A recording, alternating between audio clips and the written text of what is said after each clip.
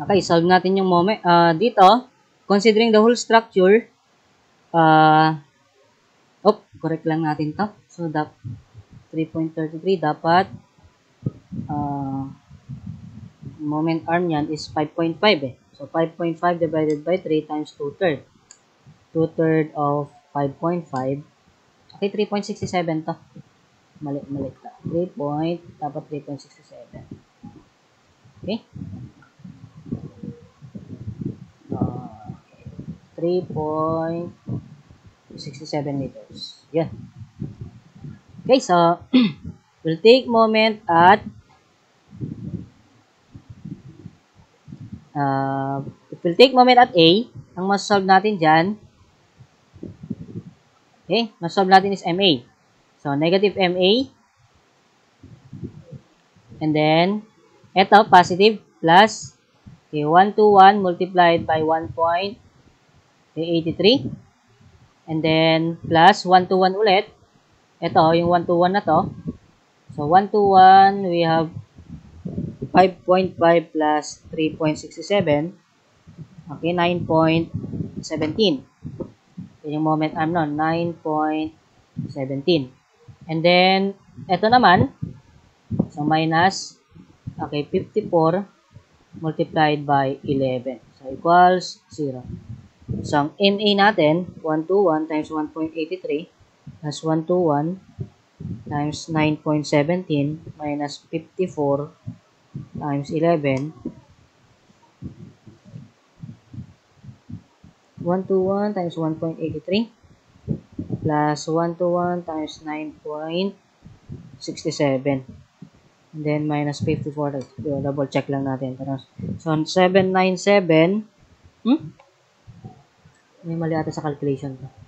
So, 121 times 1.83 plus 121 times 9.3 plus 2.5 plus 3.67. Okay, 9.17 tama. 121 times 1.83 times 9.17 minus 54 times 11. Okay, 737. So, 737 dito sa MA. Okay, 737. Okay, kilonewton meter. Okay na ba? So, meron tayong MA. Ganun ko lang yung mga main support. Ito. Okay, ito rin. Main support din to. Kailangan natin mamaya. And then, we have ito.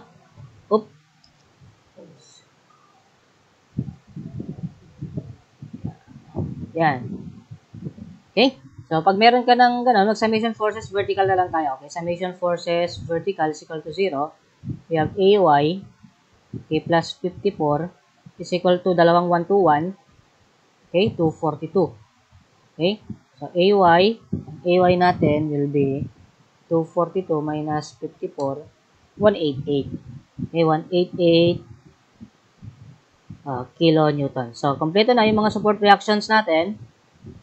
Okay, once we're done with support reactions, pwede mo nang baklasin yung structure to determine the end forces. Okay? So, take note. Ito, nakuha na natin. Meron tayong end forces sa C.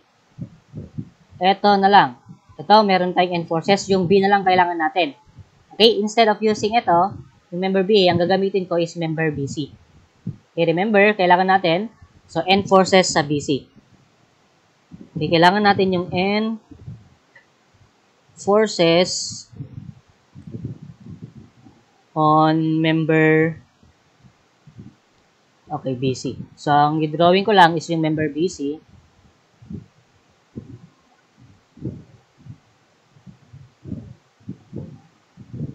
Okay. Ito yung, let's say, kalahati. Okay, meron tayong ganun dito sa C. Ang intensity doon is 20 kilonewton. Okay, let's say, so ito yung 20 kilonewton. Since symmetrical to, 20 kilonewton to. Kilonewton per meter din to.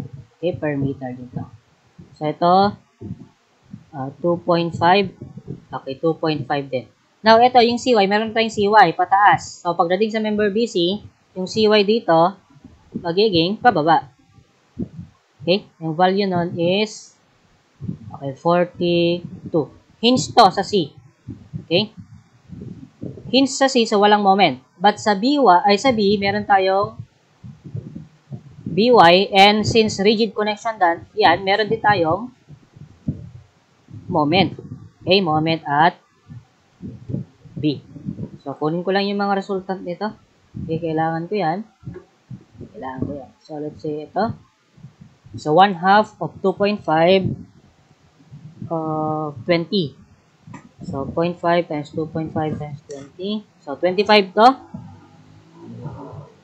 Kilonewton. Ito rin. Okay, 25 kilonewton. Okay? So, ay natin yung MB. So, summation moment. Pag nag-moment ka sa moment at B is equal to 0. Ang mas solve mo is MB. So, negative MB.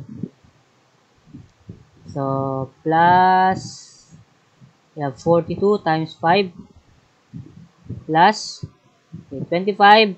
Kung 2.5 yan, 1/3 of 2.5. 2.5, that is 1/3 of 2.5. 5 divided by 3. Okay, 0.83.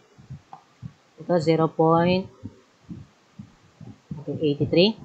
And then plus, yung 25 ulit, that is, ito nasa, kung 0.83 to, ito 0.83 eh. 0.83. Kung 0.83 yan, 5 minus 0.83, 4.17. 4.17. So, equals 0. So, ang MB is 42 times 5 plus 25 times 0.83 plus 25 times 4.17. Okay, 335 kilonewton. 335 kilonewton meter. So, yan.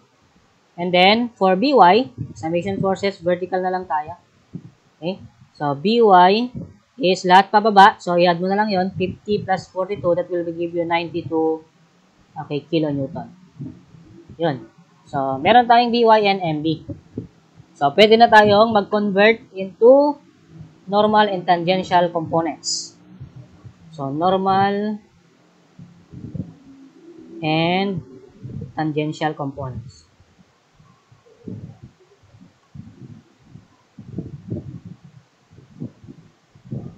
Okay, paano yun? So, normal and tangential components, unahin natin yung sa A. So, dito tayo sa AB. Okay, medyo matagal-tagal to.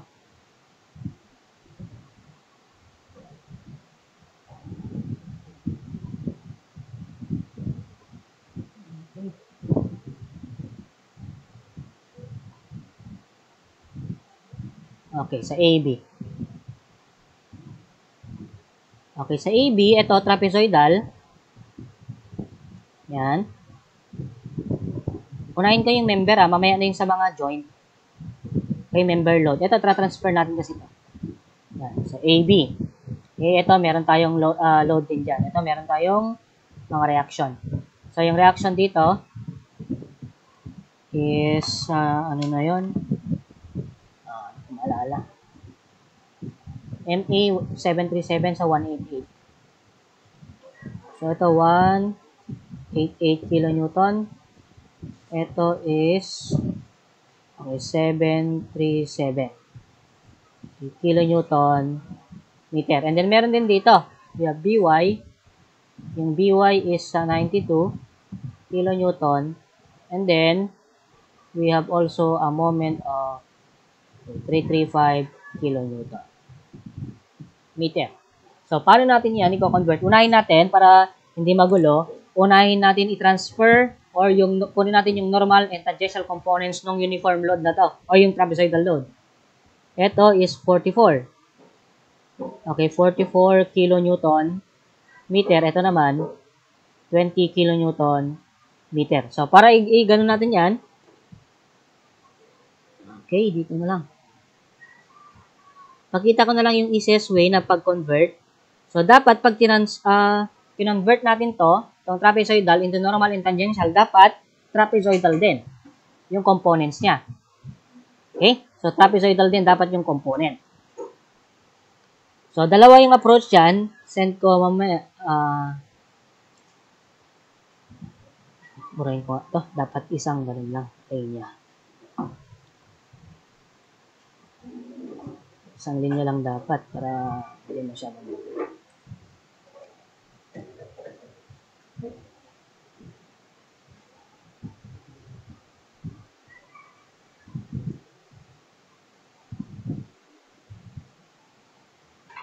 Okay.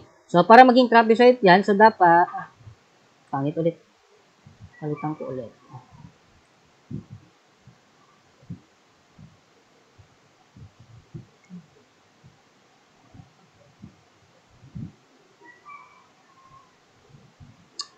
Ayan.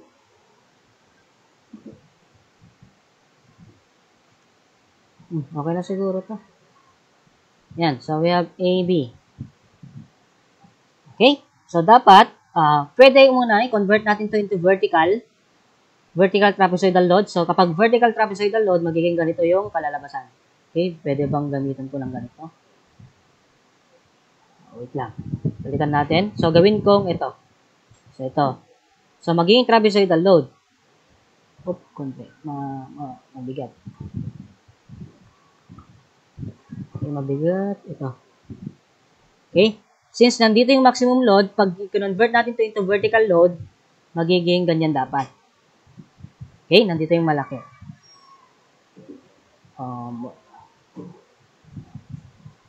Yan. So, more or less trapezoidal vertical load na yan. Okay? So, let's say we call it as W1 and W2. Okay, vertical yan ha. Kumbaga, so ito, trapezoidal load on 3 meters. Okay? Para i-convert mo yan into vertical load na trapezoidal, itong weight 1 or intensity 1 dito should be, so, i-convert lang ni 44. Okay? Yung 44 na yon, that is it distributed sa 3 meters. Okay? 44 times 3. And then, we will distribute that. Ito kasi is, ang slope nito is 3, 4. Okay. Ito yung length ng AB.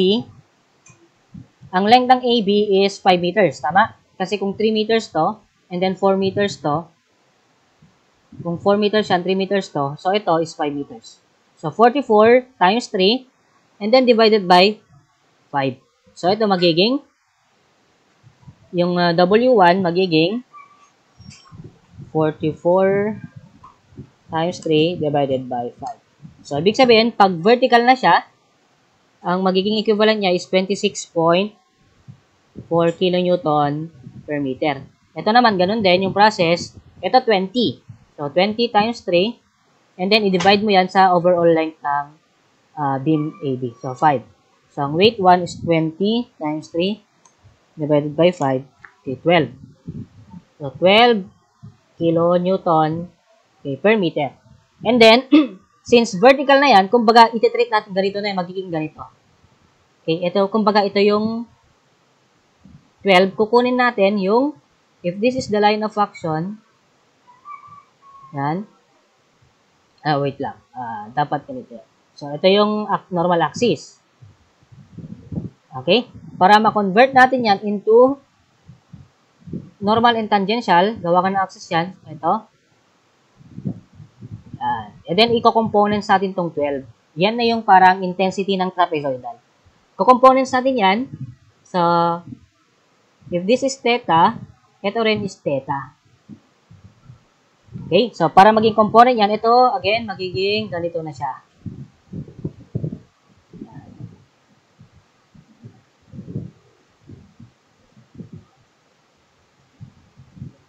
So, meron ka na ngayong, let's say, trapezoidal pa rin ha.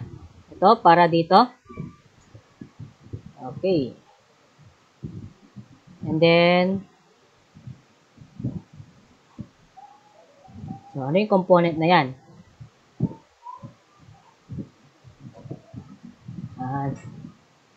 So, ito na ngayon, yung W2, ito na yung W2 normal. Ito naman yung W1 normal. And then, meron din dito. Okay? Yung tangential naman to. Okay, trapezoidal din. Okay, dapat ganun.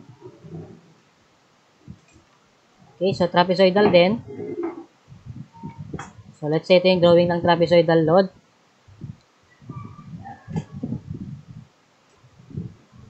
So, ito, yung W2 tangential, W1 tangential. So, paano natin isosolve yan? Dali lang. So, yung W2, okay? So, ito kanina yon. Ito yung W2. Okay, W2. And then, meron tayong components. Okay, and then, ito yung axis ng member. Yung yellow. Okay, ito yung perpendicular sa yellow. So, ito yung theta natin. Theta. So, 4 to 3, 5 yan. So, ito yung theta natin. Yun, theta. So, ito ngayon yung tangential component. And then, ito naman yung normal component. Okay? So, W2 normal is actually equal to 12. Ano yung normal? Ito yon. So, cosine. So, cosine is 3/5. So, meron ka ng W2n. So, 12 times 3 divided by 5, 7.2. Okay, kilonewton per meter. And then, W2 tangential, so 12 times 4/5. Okay, 12 times 4 divided by 5, and then 9.6. Okay, kilonewton. And then, W1N, ganun din. So, we have, okay, ito yun din. Parehas lang. Sa nandito yung sa theta naman. So, let's say ito yung W. Okay, W1. Ulit, meron tayong components. Okay. Yung yellow. Yan. Ito ulit yung theta natin. Okay. So, W1N, yung normal component. Ano yung W1?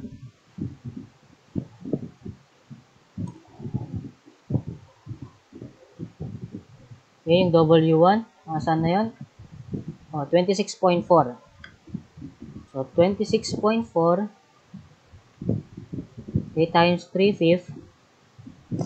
6.4 3/5. Okay, 15.84. Okay, kilonewton.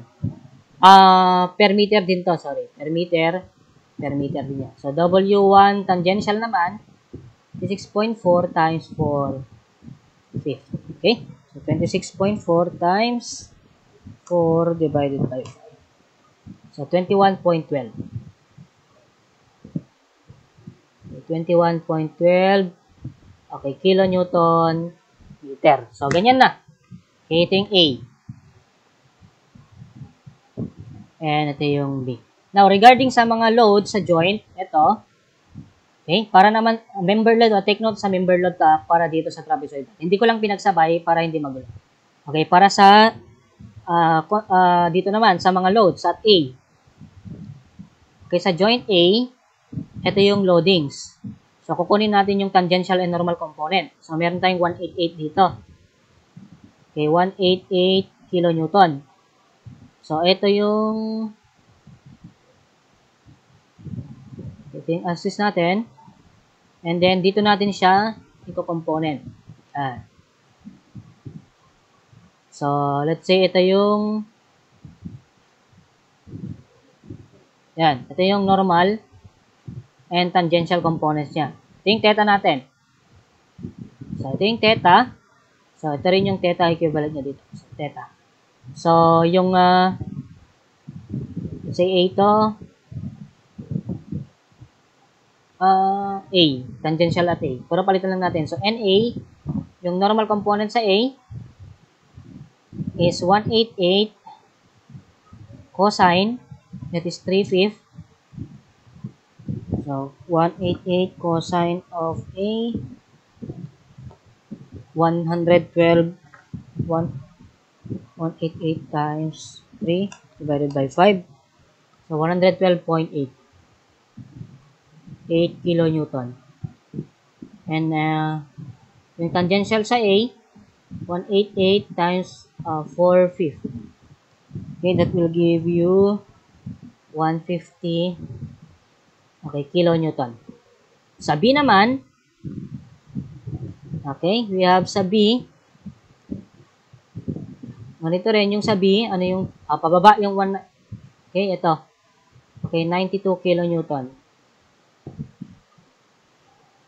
Okay, so ito yung, okay, ito yung theta. Kung ito yung theta, ito rin yung theta for sa 92. So, meron tayong, ito yung N. Ito yung, so ito yung B tangential, ito yung B normal. Okay? So, B normal is 92 times cosine. So, 92 times 3/5. Ang sagot niyan is 55.2. 55.2 kilonewton. B tangential is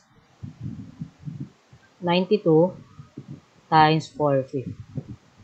And then, makukuha mo dyan 73.6 kilonewton. Okay. So, ganun din dito sa may, okay, so regarding sa member BC, naka-normal na yon. So, ang kailangan na lang natin is, tawag dito, sa member CD. Okay, sa member CD, parehas lang din. Okay, kukopyahin ko na lang din to. Okay, sa CD. Okay, for CD, ang magkakaiba lang is sa may joint. Okay, for CD, sa member load, okay, ibig sabihin yung pupunta dito sa may dito, okay? Kasi kukopyahin kasi parehas lang din naman eh. Okay, kung parehas lang yon, ito yung sa CD.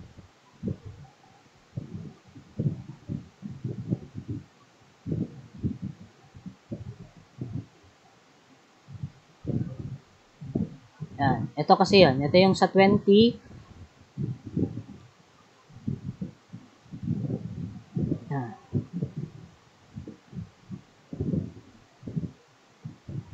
Oops. So, ito yung 3 meters. Yung 4 meters. Ito yung C and D. Pataas ata dito yung sa may C. Okay. Ito yung C. Ano yung value ng C doon? Value ng C. Tumalala. Ayun, 42. And then yung D, 54. 42, 54. 42, 54. 42, 54. So, 42 to, kilonewton. Ito naman, 54 kilonewton. Again, so ito i-convert natin into member load. Okay? Parang, pero na-discuss na kanina, paano gawin yon sa previous. So, i-recall lang natin para hindi,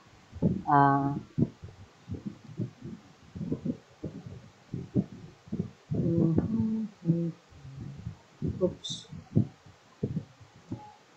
Okay, so recall lang natin. So, unang step is to convert this into vertical trapezoidal load. So, let's say, ito yung W1. Okay, for member D. And then, ito naman, okay, ito, let's say, W2. So, trapezoidal na yan. Trapezoidal vertical load. So, ibig sabihin, yung trapezoidal na yan, applied sa 5 meters na to. Okay? So, paano kukunin yung W1? So, ito, 20 kasi ito eh. Yung intensity dito, 20 kilonewton per meter. Ito naman, 44 kilonewton per meter. So, ito, para makuha mo to, ito kasi yung 20, nasa 3 meters yan. So, para ilagay mo siya sa 5 meters, so it will be 20 times 3 divided by 5. Okay, uniform ulit yan, uniform load. Kasi ito, kilonewton per meter, and then meter. So, makakancel lang yung meter. So, 20 times 3 divided by 5, 12 kilonewton. Okay, 12 kilonewton per meter. Ganun din dito. So, we have 44. Naka-distribute yan sa 3. Divide mo by 5. 44 times 3 divided by 5. So, 26. 0.4, okay, kilonewton meter. And then, regarding sa tangential and normal component, ito naka-vertical. Kumbaga, ulit, i-treat natin siya. Yan. So, kumbaga, ito yung, kumbaga, ito yon. Let's say, consider natin yan. Let's say, C yan. And dito, kumbaga sa C, ito yung nakikita natin. Ito yung W1. So, kukunin natin yung component yan with respect to this member.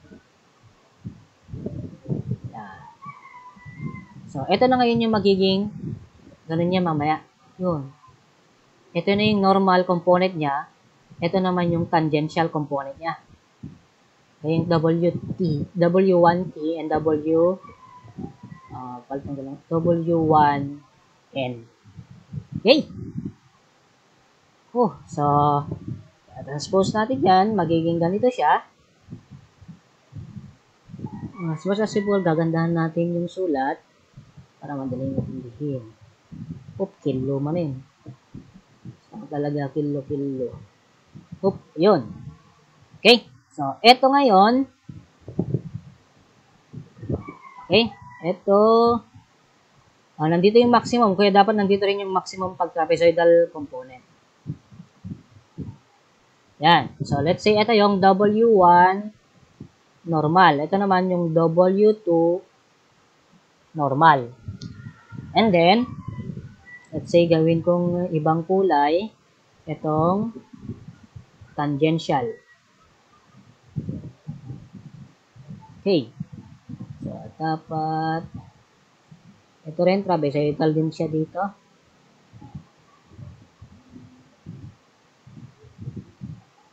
Okay, nandito rin yung trapezoidal.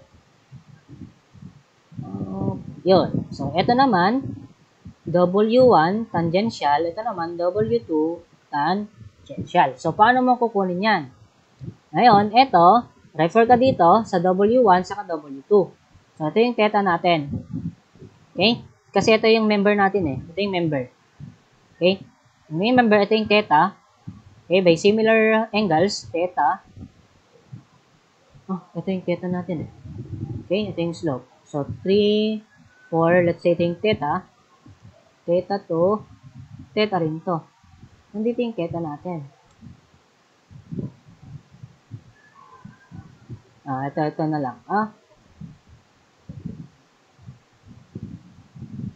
Ito yung theta.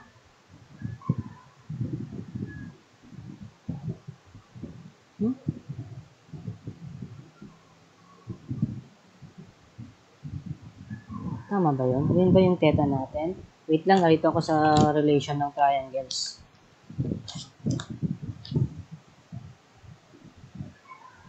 Okay, so ito yung theta.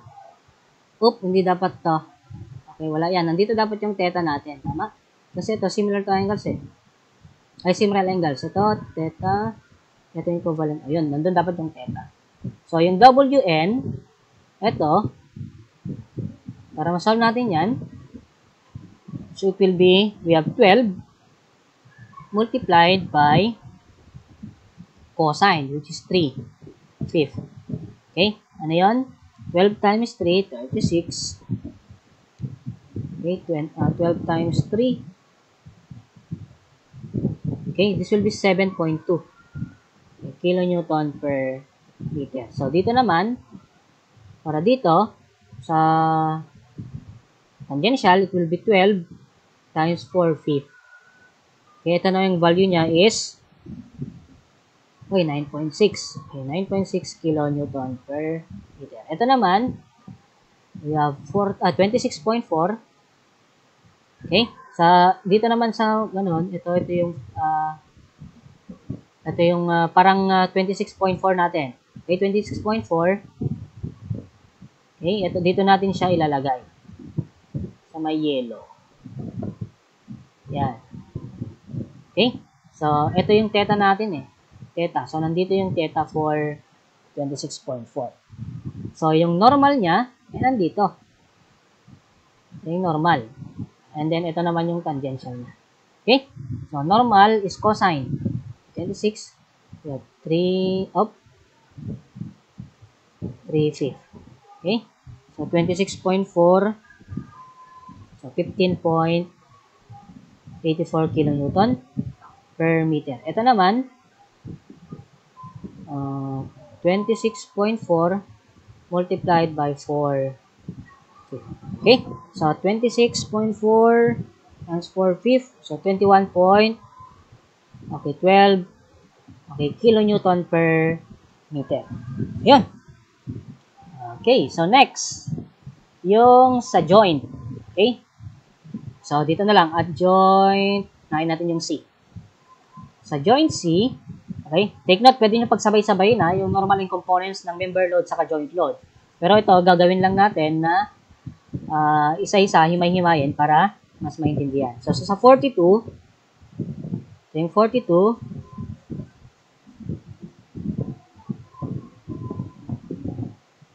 yan, ito yung 42, ito yung, so, dito natin siya to transfer. Yan. Okay. So, ito yung tangential, normal, sorry. Ito yung tangential. Ito yung theta natin, tama? Okay?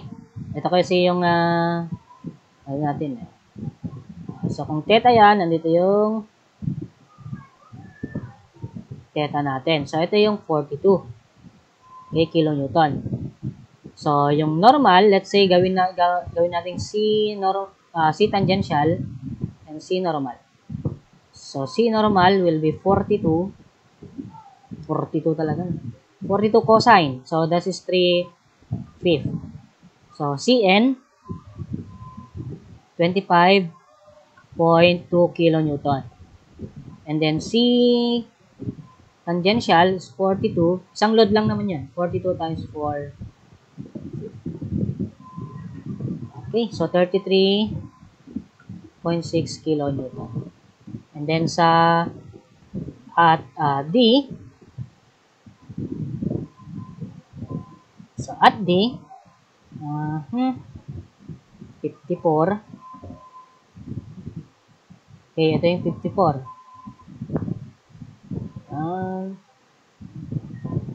Pero kapag kabisado nyo na to, kahit di nyo na ilagay yung mga free body diagram. So, isip-isip nyo na lang. Okay? So, ito yung theta. Okay, ito yan. So, ito yung theta natin. So, kung theta yan, nandito yung theta natin. Okay? So, theta. So, nandito yung normal, D tangential, sorry. D tangential. Ito yung D normal. So, meron na tayong dn. So, dn is equal to, so, 54, similar lang doon, 3/5. Okay, 3/5. Ang sagot nito is 32.4 kilonewton. And then, dt is 54 times 4. So, give you 43.2 kiloton. Okay, so next. Okay, kompleto na yung mga N-forces natin. You can now draw your shear, your axial shear and bending moment diagrams. Okay, so pwede na yan.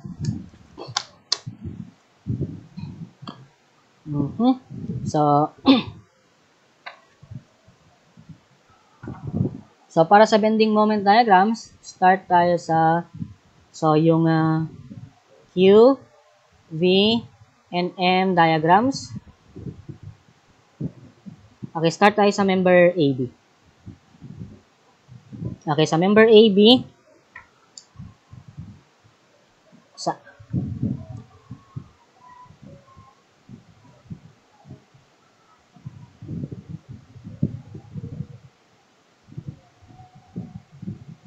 yan. Okay. Perfect. Okay, ito yung mga forces doon.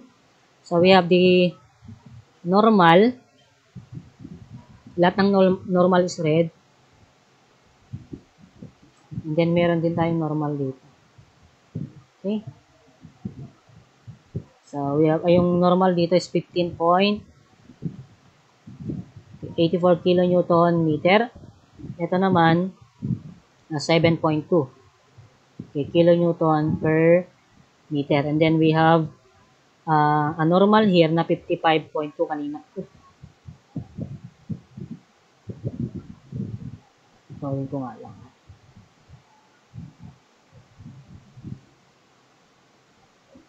Oh, sakto ba?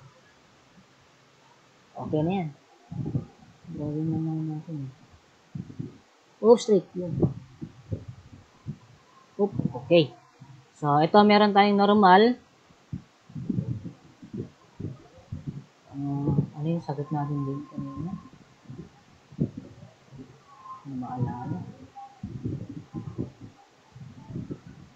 B yun. Yan, 55.2 sa 73.6. 55 ay sa sa A naman, normal. Ba't NA yun? 112.8.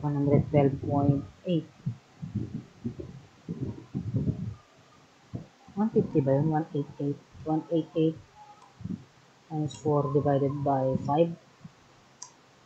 Ay, 150.4. Ba't walang 0.4 to? Okay, 150.4 to. Ayan. 150.4 kilonewton. Okay.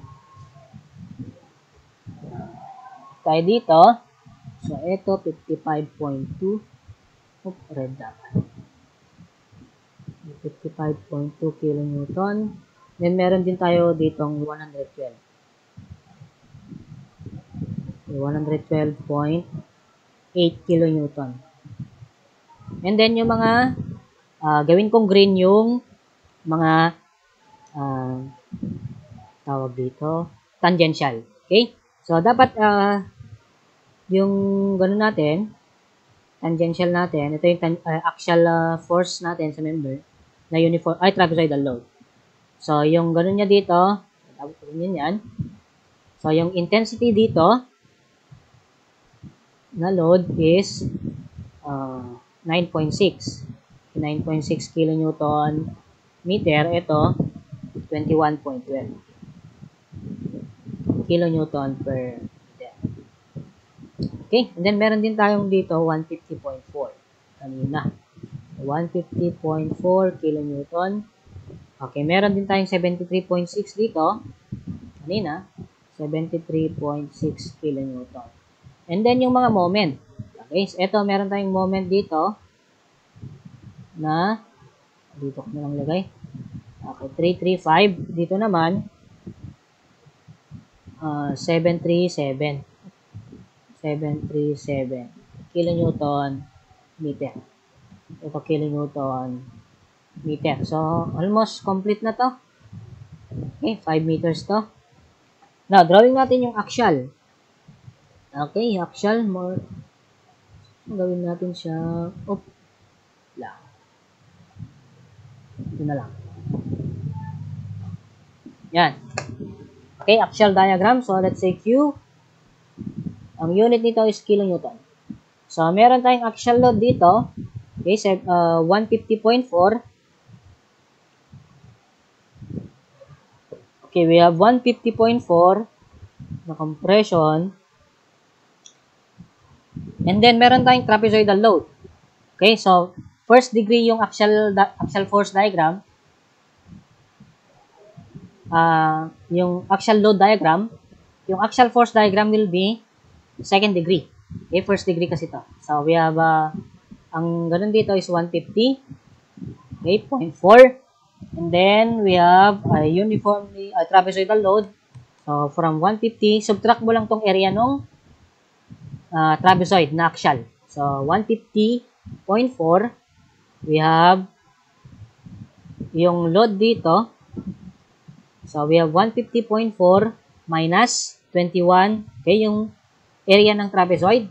So, we have base 1 plus base 2. We have 21.12 plus 9.6 divided by 2. Tapos, length niya is 5.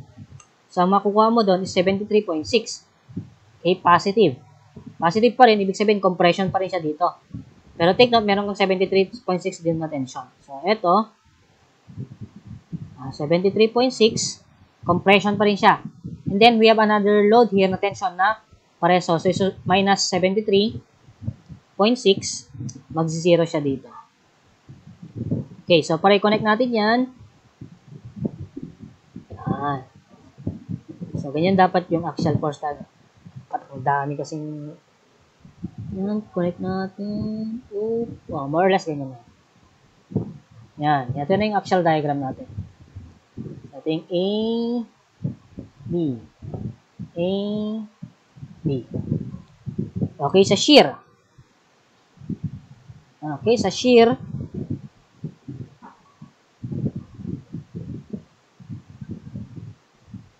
okay, let's say, ito yung shear.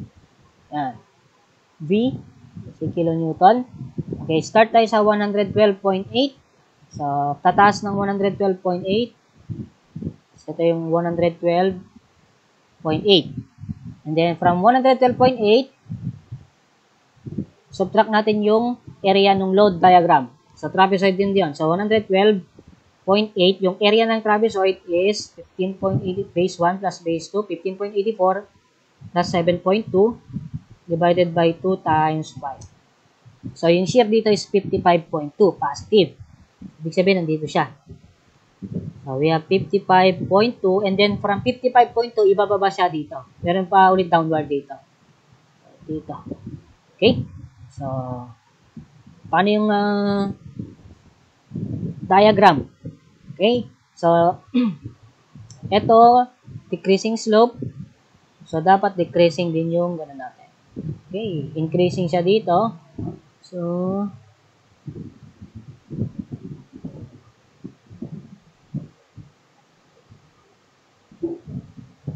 yan.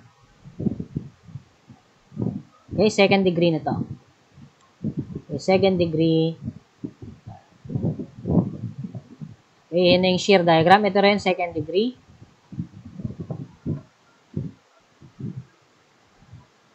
Okay. So, next.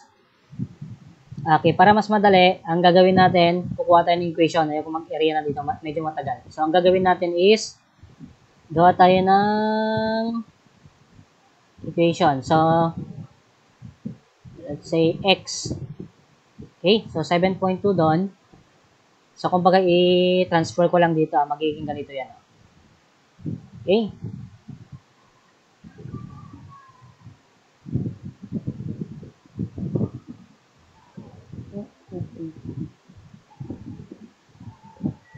So, kailangan mo lang makuha itong area na to. Para makuha natin yan, so, kailangan natin i-extend dito. Okay, 55.2. Okay, pero pa matagal yun. So, kailangan natin yung moment equation. So, hindi na. So, mag-shear diagram na lang tayo. Sigurado naman mag-0 yan. Okay, 335. Okay, kumbaga magiging ganito yon yung load natin.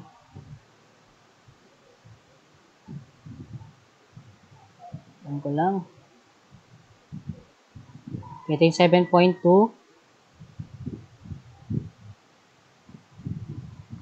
7.2 kilonewton. So, let's say, kukunin mo yung slope yan. Ito, magiging, kung x to, meron kang, pagdiba. You have 55.2, then meron kang moment na 335. Cut natin dyan. So, ito is 1.728.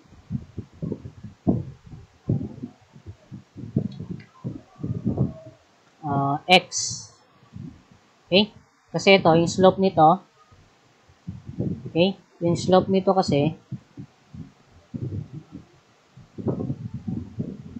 okay, kung 15.84 divided by, minus 7.2, 8.64 to. Okay, kung 8.64 yan, i-divide mo by 5. So, every x is, yung y nito is 1.728 of x. Okay? So, next. So, makuha mo na yung shear function. Okay, yung shear function as a function of x will be, since kinonsider natin yung left section, it will be 55.2 minus 7.2x minus 1/2 of x times y, which is, ang y is, ito, let's say, gawin natin y yan, x multiplied by 1.728x.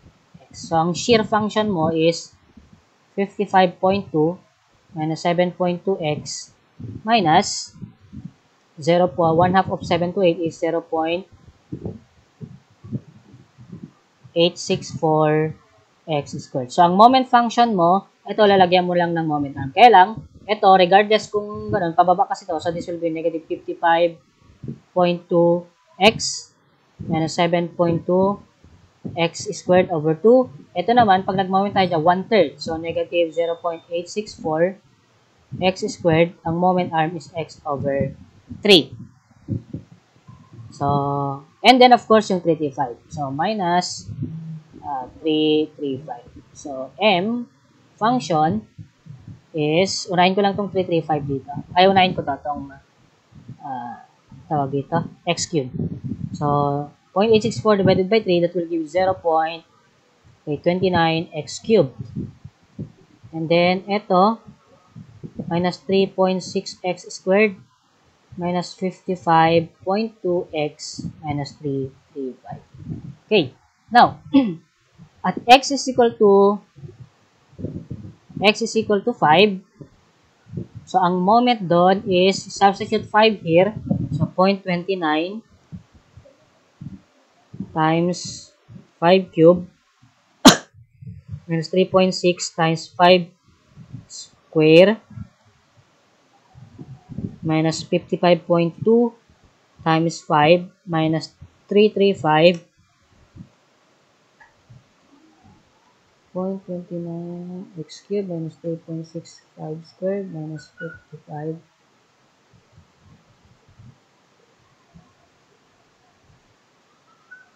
335. May naman ata. We have moment of 335 minus 55.2x minus 3.6 squared minus 0.29x cubed. Okay, 737. Okay, more or less 737. Siguro sa rounding lang to. So, rounding lang. So, more 737 yan. Kilonewton meter negative. Okay? And so, yung moment dito, so, M. So, kilonewton meter to. So, at A, ang moment doon is negative 737. Negative.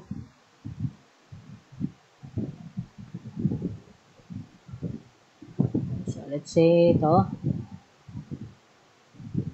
Negative 737.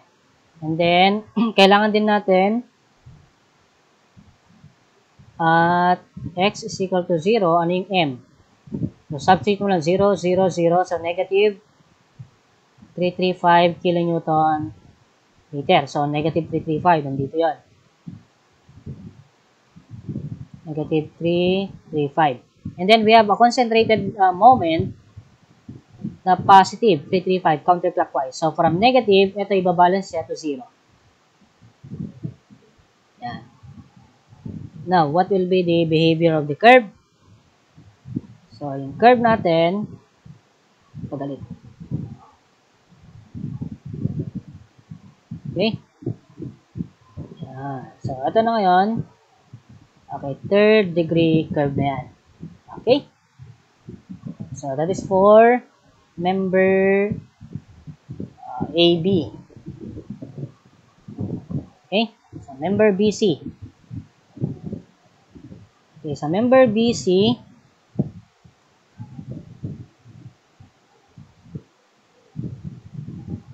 okay, 2.5, 2.5. Ito yung mga load doon. Oop. Triangular load to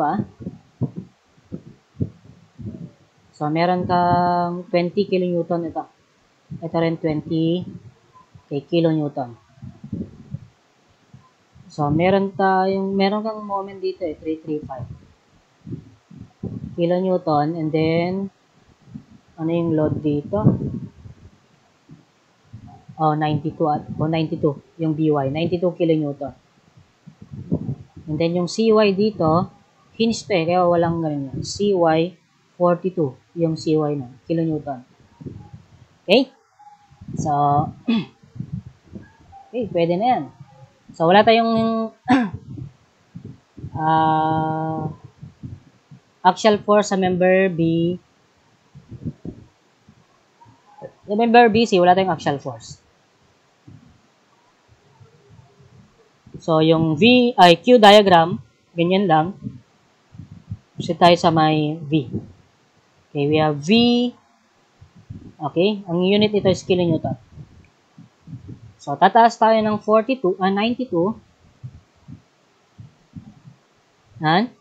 So, 92. Okay, from 92, subtract natin yung area nito. So, 92 minus 0.5 times 2.5 times 20. So, 67 dito. 67. So, let's say nandito yung 67. And then, from 67, minus ulit natin yung area ng triangle. 0.5 times 2.5 times 20. 42.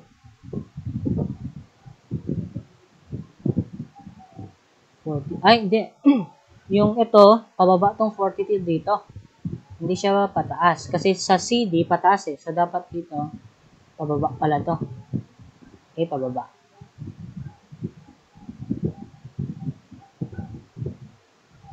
Okay, so, computerin ko lang ito. So, bababa to. So, from ito, 67, 42 to.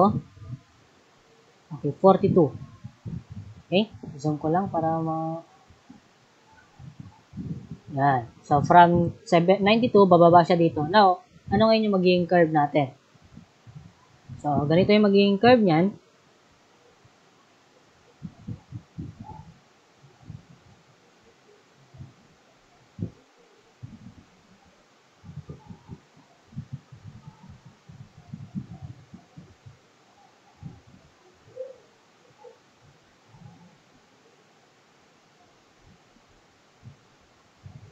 Yan. Yan yung magiging curve niya. So, second degree to. Ito rin, second degree. So, from negative 42, bababa siya dito. Okay. Okay, since 0 to, okay, 0 vertex to, nandito yung vertex ng ganun. So, vertex to. So, kunin natin to. Okay, so hatiin natin sa dalawang area. So, let's say area 1 to, area 2. Okay? So, yung area 1, area 2. So, i-redraw ko lang to para mas maintindihan. Ito.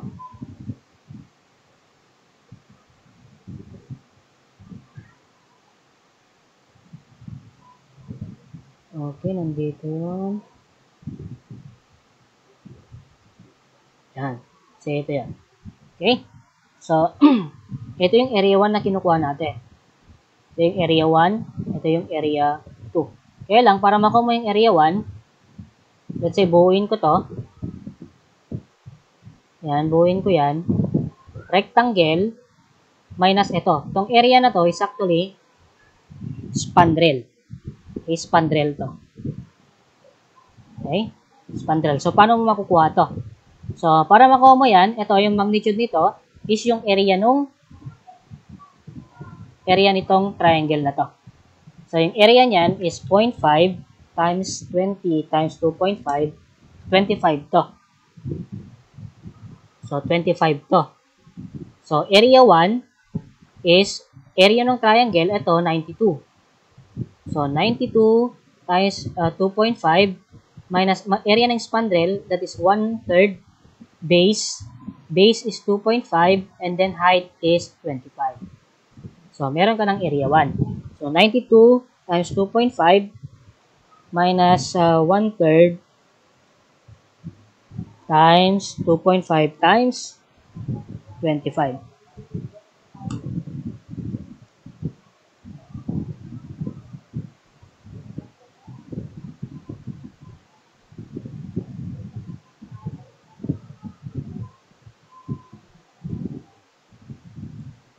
Ay, hindi.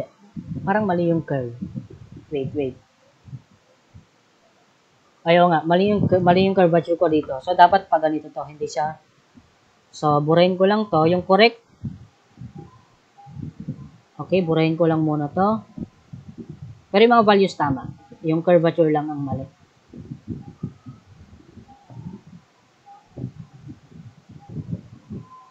Okay. So, meron tayong 67 dito. 67. So, dapat pa ganito to. And then, pa ganyan. Oh. Yan. So, nandito yung 67. Wait lang, ibaba ko ng konti.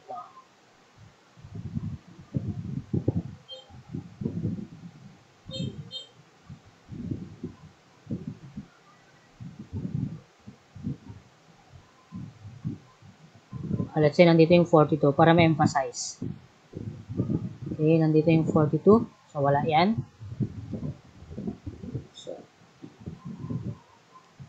So, from 67, yun, nakuha din. Hindi spandrel to. So, dapat ito, burahin ko lang to.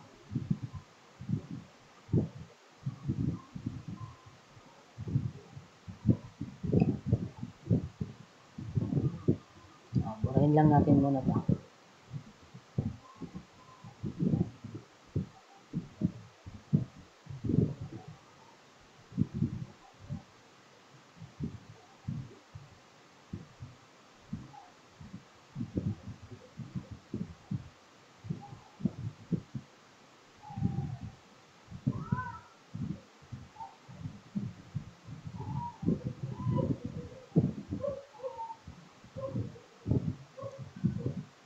Okay, so ito, drawing ko lang yan ulit.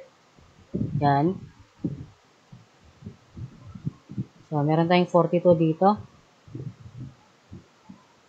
So, let's say, ito yung 67. Yung 42, ito yung 92.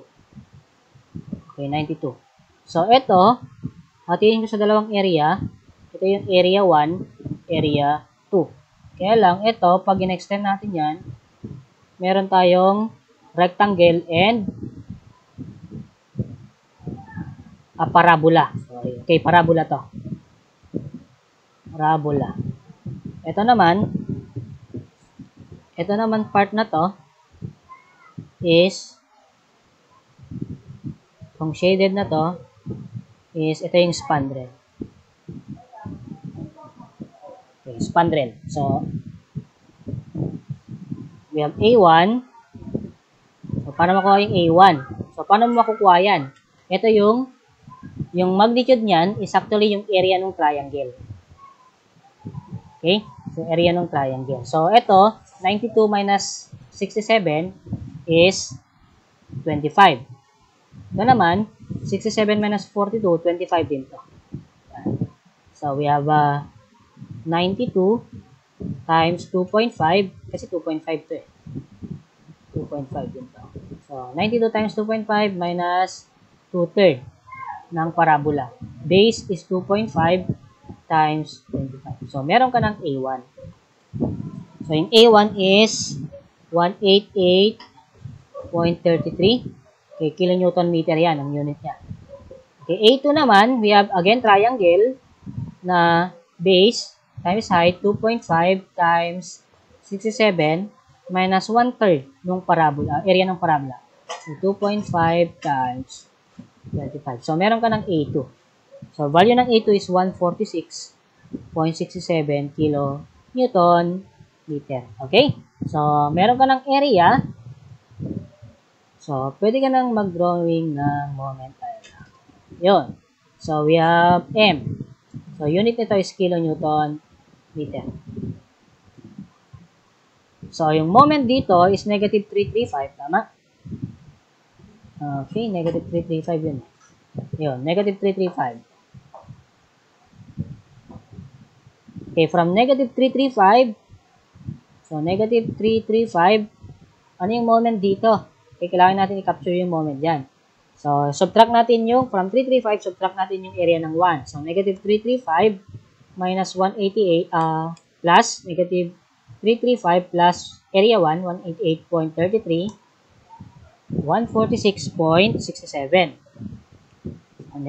Negative. So, let's say, nandito yon, negative 146.67. And then, from negative 146.67, i-add mo yung area 2. Ito. Itong area na to. Yung area na to is 146.67. Kaya magsi-0 dito. Okay. So, next. So, paano mo i-connect yan? So, magiging, so, oops, and then,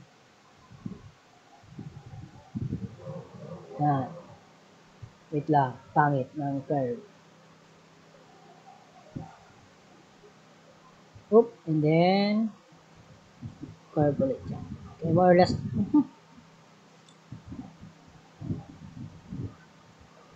Oh, curve yan. Basta curve yan. God. Taas ko nga. Okay, para i-curve. Yun. So, ito, third degree na to. Okay, ito rin, we have third degree. Okay, last. Yung member, anong member yung last?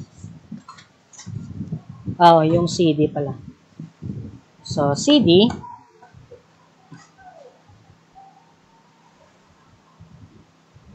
okay, for CD.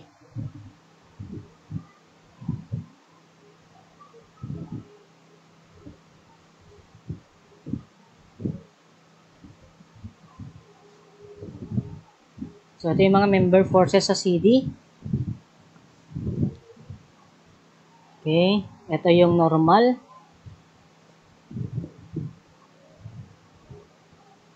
We have 7.2 kilonewton meter. And then, ito yung 15.84.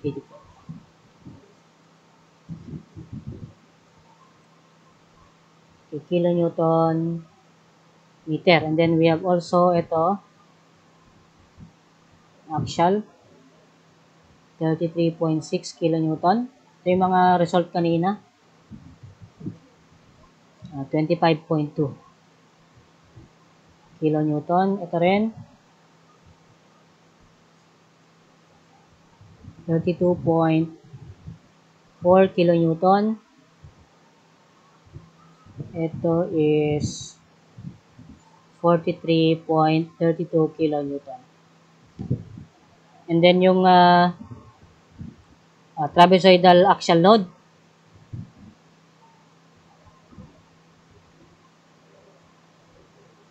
Okay, ito yung axial load trapezoidal. More or less ito. Okay, yung intensity dito is 9.6 kilonewton per meter. Dito naman is 21.12 kilonewton per meter. Okay, kompleto na ata. Okay, pwede natin i-draw yung axial.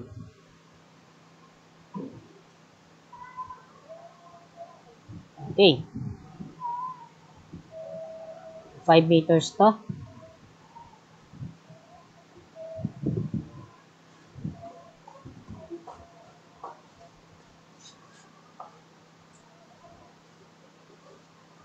Okay, ito yung Q diagram. Kilonewton yan. So, from, okay, we have tension, ito, 33.6. 33.6. And then, we have a trapezoidal load, opposite. So, isusubtract natin. So, negative 33.6, subtract natin, ay 33.6, subtract natin yung area ng axial force diagram. So, 9.6 plus 21.12 divided by 2 times 5. So, yung shear sa end, ay yung axial shear sa end is negative 43. So, negative 43, hindi, dito. So, let's say tension, 43.2. Compression to. Kahit di mo na ilagay yung negative, okay lang, nasa baba lang. So, from 33, yun, and then, ibabalance din ng 43 dito. So, second degree to. And then, so, shear.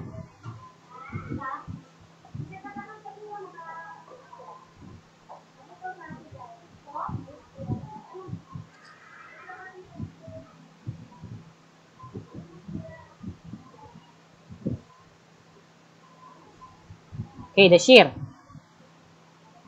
Drawing natin yung shear diagram. So, let's start dito. So, ito tataas ng 25. Oop, red gamitin ko. So, ito yung 25. 25.2. And then, from 25.2, subtract natin yung load. So, yung load na yan, pag sinubtract natin, ang magiging result dito is 32.6. Okay, let's say ito yung 32.6 kilonewton, negative. Then, ko-connect natin. Okay, let's say, i-adjust ko lang dito. So, 32.6 ito So, kailangan natin cut. So, second degree ulit to. Okay, second degree curve. So, kailangan natin ito. Okay, kailangan natin yan. So, paano natin malalaman yan? Okay, ulit, gawa tayo ng equation. Similar lang doon sa ginawa natin kanina sa member AB. Kaya lang ito, kukunti na lang to. So, let's say, kakat ko dito.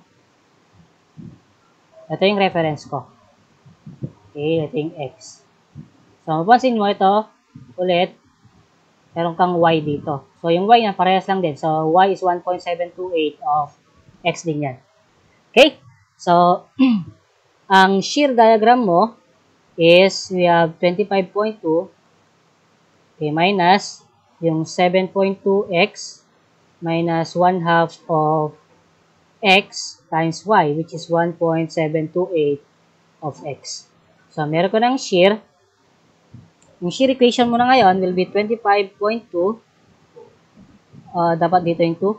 25.2 minus 7.2x minus 0.864x squared. Okay, para malaman mo tong value ng x natin, etong shear equate natin to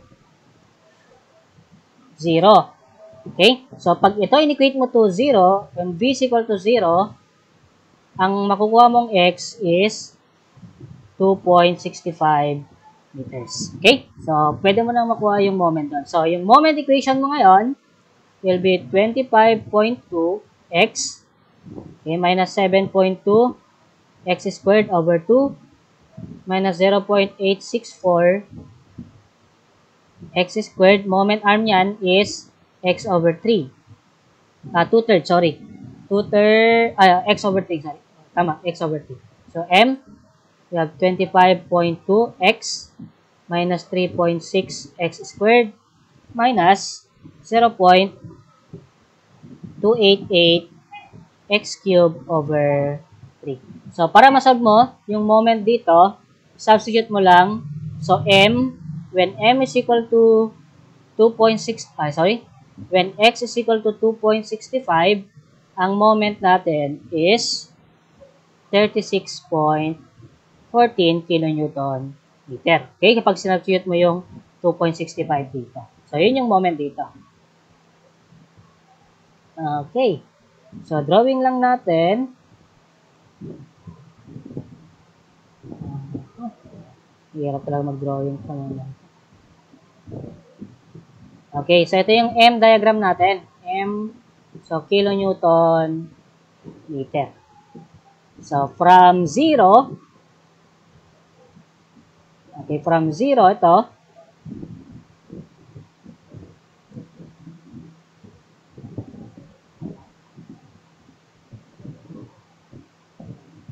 from 0, meron tayong moment dito. Yung moment nun is, yung moment doon? Nasolve na kanina eh. Yun, 33. Ay, 36, sorry. 36 pala yun. 36.14. Okay, we have 36. 36.14. Okay? 14 yan. 36 point... Okay, 14. So, ganito lang yung curve niyan. And then, pag gusto mong kunin yung moment dito, 0 yan. Okay? So, pwede mo gamitin to to determine the shear end function. So, yan. So, kompleto na yan. And, next, yung QDS.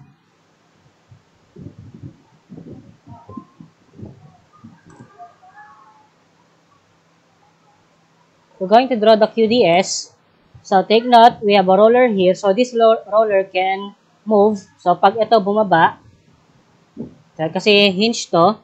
So, yung hinge dito, internal hinge, A, B, C, and D. That internal hinge can deflect. So, so ito, since mag-move to, pwede rin mag-move to. So, let's say yung movement ng D nandito. So, let's say nag-move yung D.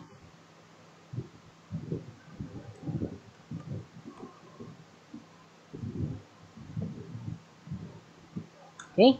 And then, let's say yung C din, nag-move siya dito.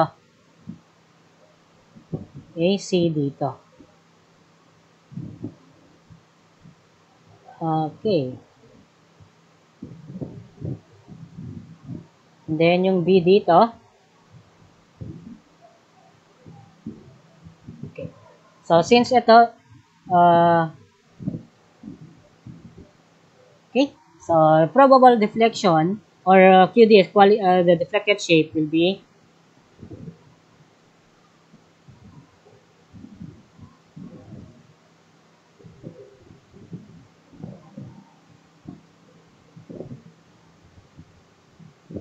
then we have a positive bending here. So, this is just a rough estimate, pero pangit. Pero more or less ganyan na yan. Okay? So, eto, yung curvature dito sa member BC, tingnan mo yung sa member BC, yung moment kasi doon is, if you still remember, yung moment kanina doon is negative. So, yung curvature dapat along negative bending. So, yung concavity ng member dapat sad face. Okay? So, more or less ito. So, ito yung C prime D prime. Okay.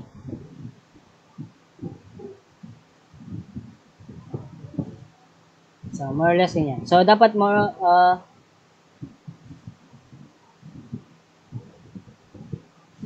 ito yung B prime, A. And then D prime.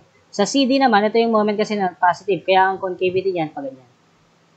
Okay. Ito, sa BC, dapat, sa BC, kasi ang member natin, ang moment doon, so from straight na ganyan, BC, since ang moment doon is negative, so ang concavity niya, exage ko lang, so ang concavity niya is pag ganyan. Okay? Ito rin, we have negative bending sa BC, negative bending din. So, dapat ang concavity niya ganyan. Okay? Hindi, pwedeng bumaba pala yun. So, ganyan. So, parang ganito yung magiging deflected shape. So, ito yung B. De-deflect yung B. Yan. So, and then, from B prime, ito yung magiging C prime. And then, ito naman yung D prime. So, ito yung A. So, parang ganito. Ito yung parang kakalabasan niya. Okay? So, yan yung solution ng quiz natin.